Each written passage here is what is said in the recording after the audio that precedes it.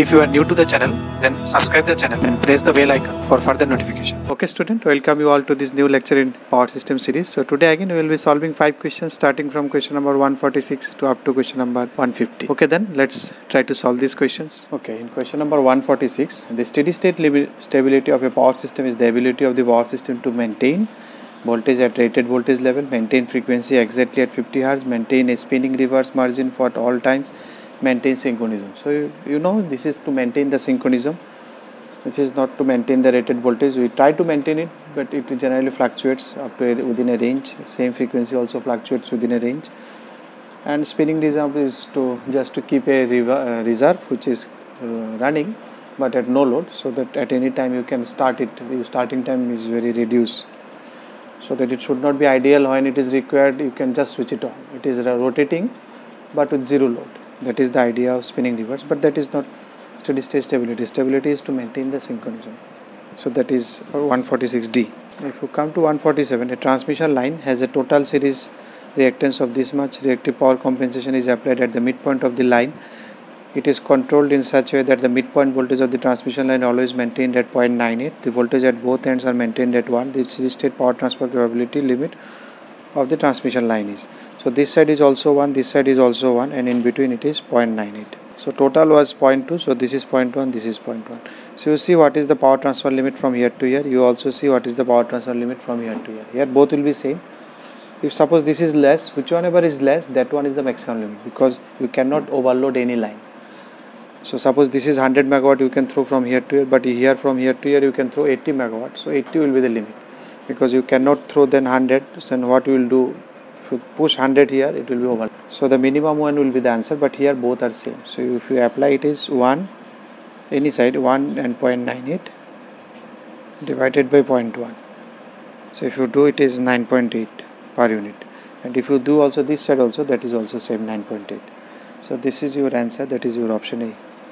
Now if you come to 148, a generator delivers power at 1 per unit to an infinite device through a purely reactive network. The maximum power that it could be delivered by the generator is 2 per unit. A 3-phase fault occurs at the terminals of the generator, which reduces the generator output to 0. The fault is cleared after Tc second. The original network is then restored. The maximum swinging of the rotor angle is found to be delta max. Then the rotor angle then in electrical degrees at T equal to Tc at critical point when you clear this one, that Tc. So you have already done this type of question in equal area concept. So this was your load. It was delivering power at 1 per unit. P max is equal to 2. So P is equal to 2 sin delta. So this is equal to 1. From here you can calculate your delta is equal to 30 degree, that is pi by 6. So suppose initially it was operating at delta 0 equal to pi by 6. Now because there is a fault at this position, it directly comes, your output comes here. So at this Tc, suppose you switched it on, the fault is cleared. So this area should be equal to this max. It will swing at some position, then it will settle at here. So this is your corresponding delta max. So this area should be equal to this area. I think you know all these things. And this curve is given 2 sin delta. So this area is what? It is only rectangle. So this into this. So that is height. This is 1. So this height is 1, and this breadth is Tc minus pi by 6. So 1 into Tc minus pi by 6. Everything should be in radian. You have to be careful in this integration. And from x to, suppose this is x or Tc, whatever I have written it x, to delta max is they have given 110 electrical degree, which is, if you convert it, it will be 1.9198 radian. You have to go to everything in radian, 9198 radian. Then 2 sin delta. What is the area of this one? 2 sin delta. If you take 2 sin delta, then the entire area will come minus this small area.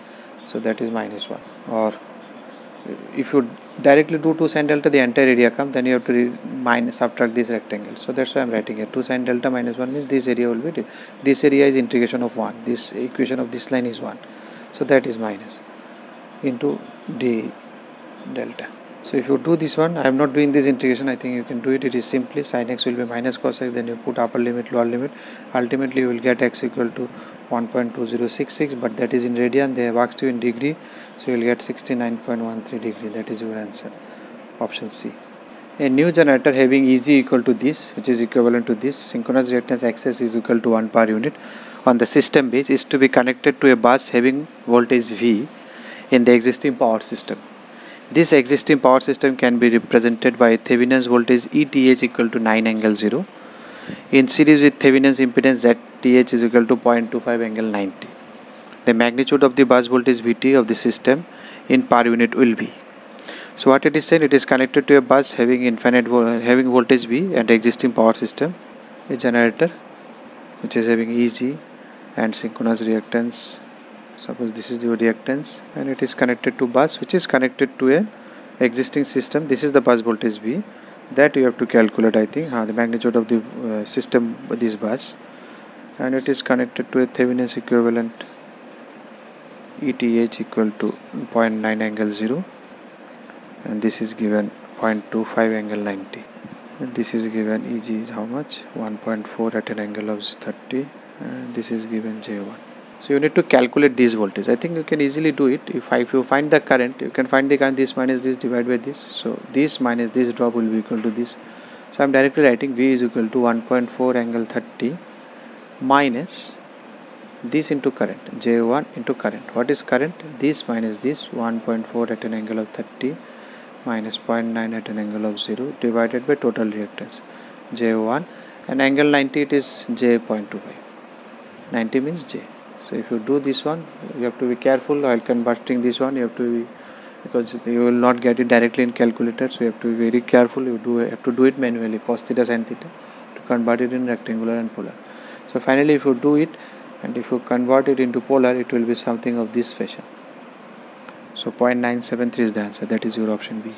A 800 kV transmission line having per phase line inductance of 1.1 millihenry per kilometer and per phase line capacitance of this one, ignoring the length of the line, its power transfer capability in megawatt will be equal to. So you have to ignore the line, and this inductance and capacitance are given. That means here power transfer capability is related to your ZC, that is surge impedance loading seal, that is the ideal maximum power transfer capability, which is equal to here root L by C. So if you put all these values, you will get it. So finally, if you, after calculation, you will get 306.88 ohm. So what is your seal, surge impedance leading, that is ideal power transfer capability. It is Vp square by V square by Zc into 3. So Vp, if you convert it into, because this is line voltage 800, so 800 by root 3, actually that root 3 and this 3 goes away, so we say it is 800 square by Zc, but you have to be careful. It is not line voltage square by this, is actually phase voltage, then for 3 phase it is into by 3. So you will get it 2085.5 megawatt. That is your option C. If you like the video, then press the like button and please give your valuable comments in the comment section.